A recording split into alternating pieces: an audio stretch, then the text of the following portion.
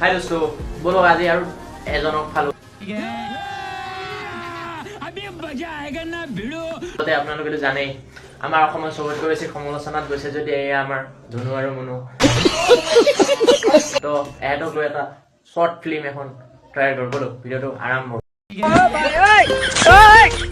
সেহেঁতৰ লিলিমাইটো চাই মোক এনেকা লাগে এই জহৰা টপাৰটো চাগৈ মূৰত একো নাই আৰু আপোনাৰ কি বুলি কয় যোনজনী সেই 16-17 বছৰীয়া ছোৱালীজনী তাইৰো মূৰত চাগৈ একো নাই চুটমাইন টপাটোৰ লগতো যাব আজি কি যে হৈছে কলি যুগটো বোলে কালৰো কাল বিপৰীত কাল টপাৰ মূৰত নাই এডালো ভাল তথাপিও টপাই চলাইছে একেলগে দুটা মাল কেলা আচ্ছা ৰজা আকৌ কেলা পিছফালে গেঞ্জিটো পিন্ধি ঘূৰি আছে